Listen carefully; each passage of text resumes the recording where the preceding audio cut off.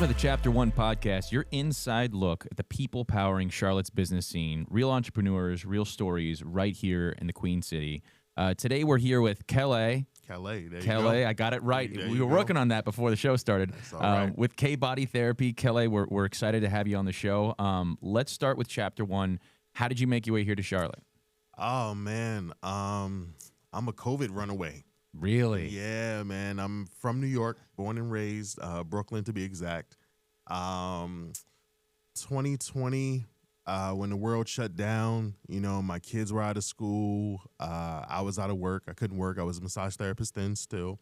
My wife was my wife was working one day. She was taking a Zoom call at a coffee table, and my two sons go barreling through her conversation, almost knocking her laptop over.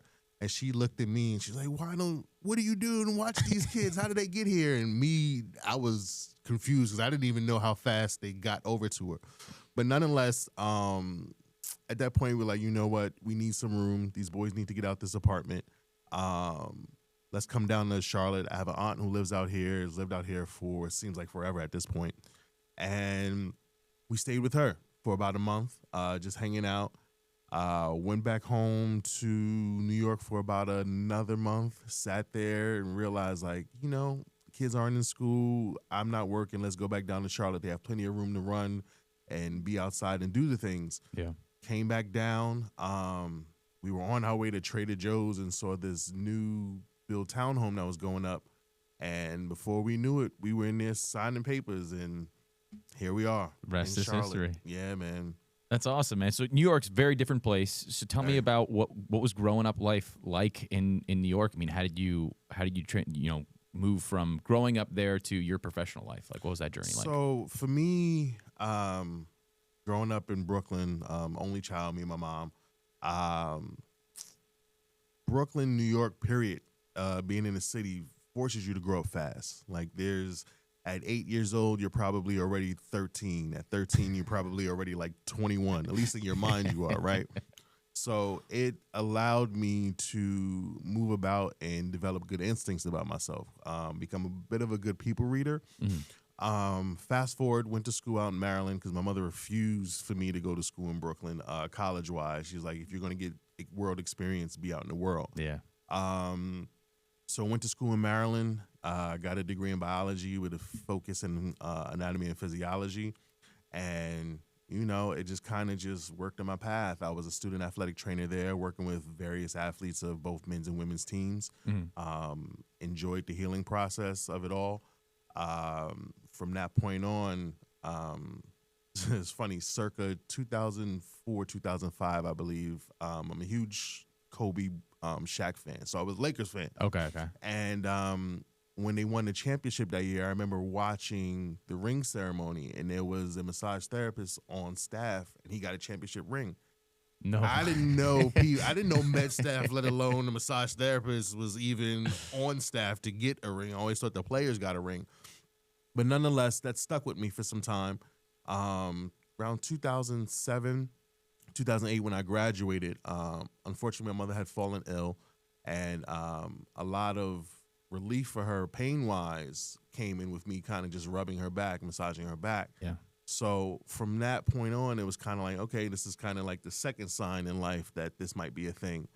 Then I stumbled upon a massage therapy school in New York City, and it was kind of like, all right, you sign up, see what it is, which I did. And honestly, you couldn't get on my nerves during that time I went to school, being able to get a massage 3 days out the week. The most zen you've ever been. Yeah, I was super zen. You couldn't get on my nerves. It didn't matter what you said and or did. I kind of just looked at you with this sort of Yoda-esque vibe and just like, you know what? You can't bother me.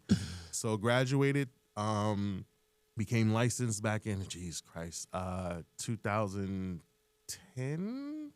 Yeah, 2010, 2011. Wow. And been working ever since. Hit the track running. Got out of school, went right into a doctor's office, and, things have just been on the steady. So when you actually started your company then, as soon as you got licensed, you're like, I'm going to start K Body Therapy, or was there a period there where you were figuring that out? I was figuring it out. Like I said, I went right into a chiropractor's office to be exact. not really sure which avenue or which way I wanted to take my career. Mhm. I know no matter what, I wanted it to be medical-esque, eventually break into the sports world. Mhm.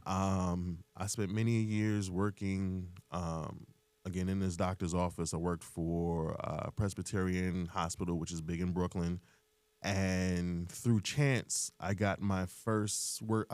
Worked with my first athlete, which was who is a friend of mine. He's also a UFC fighter, retired. And from that point on, it was kind of just chasing that right after. Started in with combat athletes. Once I moved out here to Charlotte, I met a great individual, a couple of great individuals, honestly, Nevin Merkel and Aaron Merkel.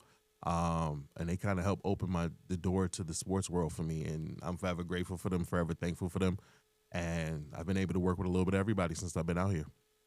That's awesome. So for you, obviously, a lot of it's like training to become a massage therapist, but Yes. then also having transitioned to that into like I'm also a business owner. Right. Like, what were some of the hurdles you faced, I guess, in those earlier days, as far as like, how did you get clients? How did you market yourself? Was it word of mouth? Did you do anything digitally? Like, did it just kind of happen? Fortunately enough, a lot of it's word of mouth for me. My talent speaks for myself, at least I've been told. That's right. So I kind of let it walk the walk. And through that, you know, my name kind of spread fast, especially out here in Charlotte, where it was just like, hey, come see this guy, come see Kallai. He's great at what he does, and which I know that I am, you know, and I believe that I am. And Sure. because of that belief in myself, it's allowed me to walk through these stores and meet all of these people and being able to work on them.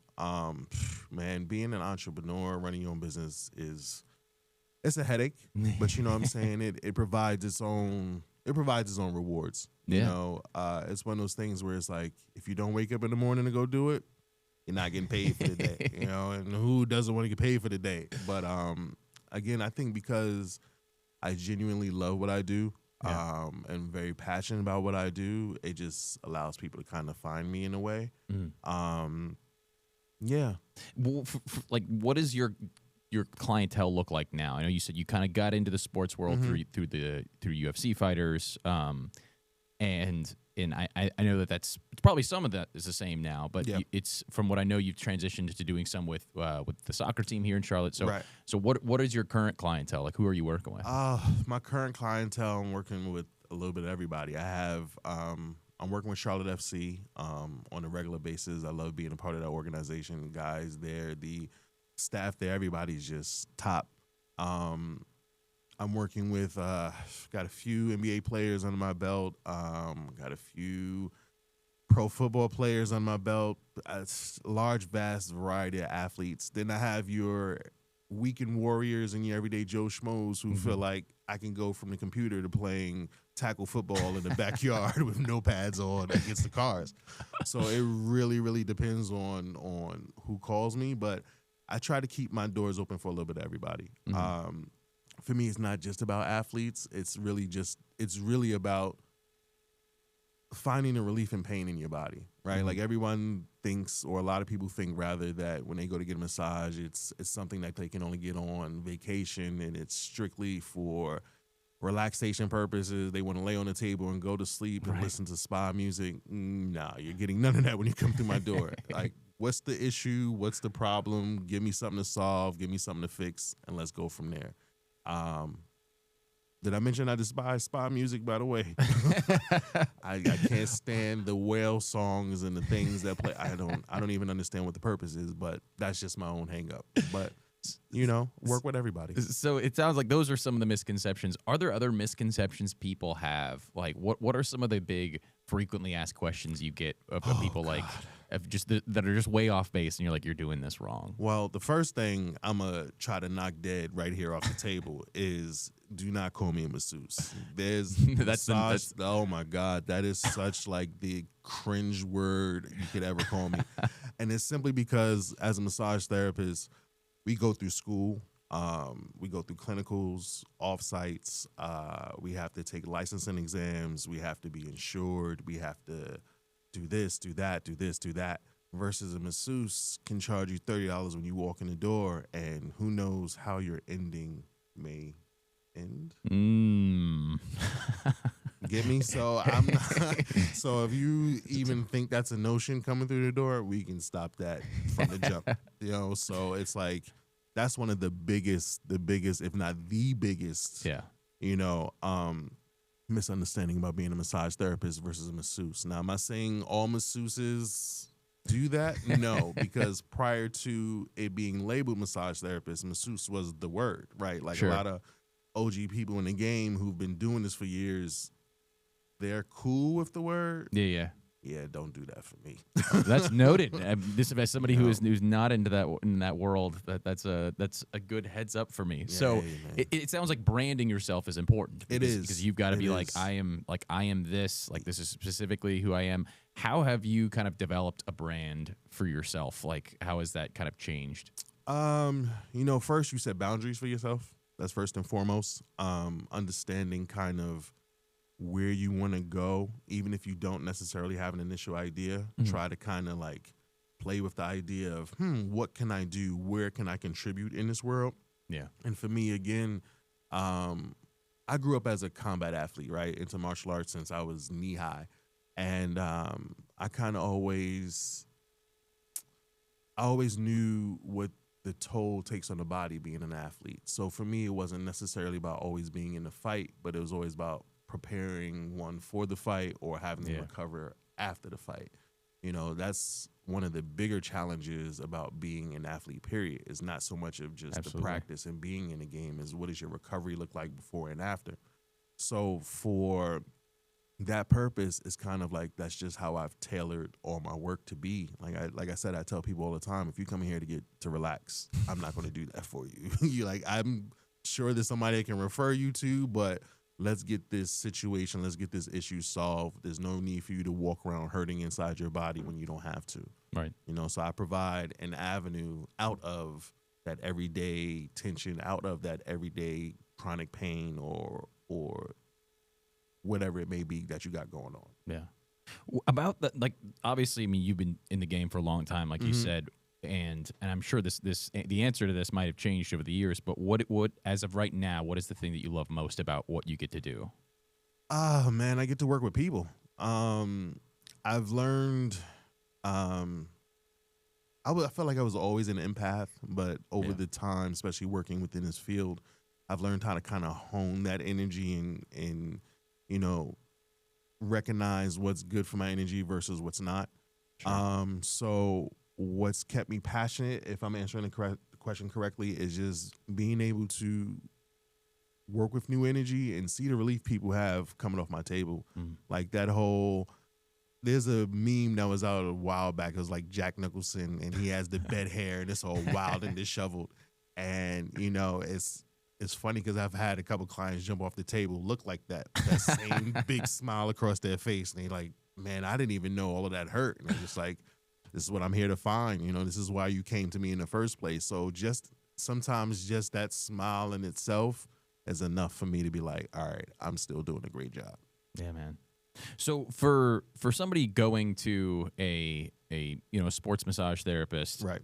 What's something that they might find with you that they might not find other places? Like what's maybe an element of what you bring that's a little more unique? I feel like I allow you to be you when you first walk through the door, right? Like it's not about trying to be the superhero or trying to be the tough athlete or whoever it is walking through my door. Like if you're bothered and you're hurting, let's get to the root of that.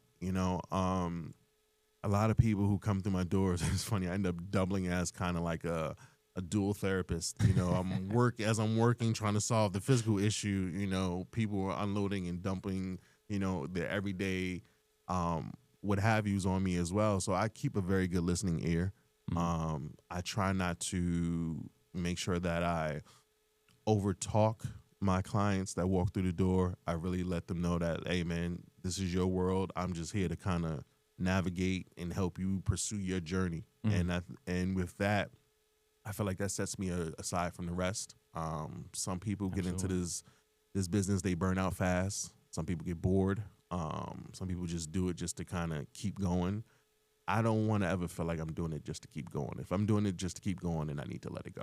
Yeah. And just with that whole mindset, kind of allows people to walk through my door and feel like, all right, they're getting the best of me whenever they get this work done. So if you were able to talk to your younger self, or maybe somebody's watching right now, Right. And is at the beginning of their professional journey and whatever they're doing, or maybe they're working into massage therapy, Right. what's a piece of advice you'd give them after kind of walking this walk for a while? What's a piece of advice you'd give younger you or somebody else out there watching? Trust yourself. Trust yourself. Be confident. There's going to be a lot of good days. There's going to be a lot of not so good days. There's going to be a lot of ugly days. But all of it is just to shape who you were meant to be. It's okay to get knocked down. It's not okay to stay down. So no matter what the hard day may look like, notice and know that it's only for a moment. And tomorrow will bring a new day, new energy. But when you wake up in the morning, look at yourself in the mirror, say what you need to say to feel confident about yourself, step out the door and go get the world, man. Awesome. Love that. So if people wanted to get in contact with you, where could they find you? Like if somebody's watching this, they're interested, how do they go out and find you? First, you can check my email address, Kallai Brooks. That's KALLAIBROOKSLMT@gmail.com. Or you can hit me up on Instagram. My Instagram handle is Tatted Up Ninja. By all means, follow me, send me a direct message. Let me know that you're interested. Even if you just kind of want to it doesn't even have to be for a session. If you just got a question that you want to ask, by all means, feel free to reach out. All right, so one more question before we go, Yeah, because I'm into combat sports myself, and so this is how we connected. I know you are just hitting the bag, man. You got some hands back there, bro. I've seen you a few times, and I'm just like, okay, man, this guy got some hands back here. Okay. So tell me about that journey. I just want to. I'm just genuinely curious. Like, so you obviously grew up into martial arts, but then you've worked on some kind of current martial artists. Tell me a little bit about that. So I started like most kids do. Taekwondo at the Y, thanks to my mom. For me, I started real young, maybe 6, maybe 7, and I did it for a few years. And after a while, being that young, I just didn't have the focus anymore. Like I got real good pretty fast, and it was just like it wasn't that much of a challenge. I was only going 1 day a week, so I put it on pause for a minute. I was in college. This is so funny. I was in college. I was talking to one of the administrators there, and we just happened to have a conversation about Kung Fu that day. I don't know what drove it, but we did. Sounds like a great conversation. It was. And he's like, hey, man, the groundskeeper that drives around on the little gator cart and tends to the grass? Yeah, the little redhead guy that no one pays attention to for the most part? Yeah. He's like a 5-time world champion in mixed martial arts, right? And when you see this man driving around, you would never expect him to be that, and it saddens me that I can't remember his name at the moment, but I attested to him. And he was driving around one Saturday morning, and I pulled him over. Hey, man, I heard you're pretty deadly walking around this thing. And he laughed, and he said he was willing to trade me in something out of like an old karate movie, old gym, rickety gym. No way. He has his old gloves that have holes in them and things, and we're in this old gym kind of just working out. And then my love for mixed martial arts at that point started right then at the door. Got home. Like I said, my mother had fallen ill, and when she had passed, I was looking for something to kind of channel this energy that I was feeling because I didn't know what to do with it. Yeah, man. And I was literally driving through the street in the city in Manhattan and saw a Tiger Showman's martial arts. Now, back in New York, Tiger Showman's martial arts at the time, when you were a kid, when the commercials came on, it was like watching a Power Ranger commercial. You had kids doing all types of trick kicks and all types of just stuff that catch you. You thought you was literally watching superheroes in a commercial. So as an adult at 22, 23, driving down the street and seeing the school, I literally double parked my car, threw my hazards on in the middle of the street, ran inside, signed up, and from 23 to me now turning 43 on the 28th, next 2 weeks, Man, I've been a practicing martial artist. You know, I've had the pleasure and the honor of being able to work with a bunch of different guys, a bunch of great guys, athletes wise. Some current in the UFC, some no longer current, former champions in different divisions and weight classes. And I tell you one thing, there's nothing more humble than getting punched in your face. There really isn't, man. And have to shake somebody's head right after, you know. So, you know, I also attest a lot of who I am to the fact that I was brought up in the martial arts world. And I really appreciate the learnings and the lessons and the disciplines I've been able to achieve and receive.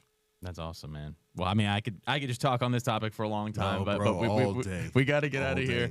Kallai, thank you so much for being on the show. It's Kallai, right? I'm getting that right. Kallai with K-Body Therapy. Mm-hmm. And like always, I'm Greg Prinz, and this has been the Chapter 1 Podcast.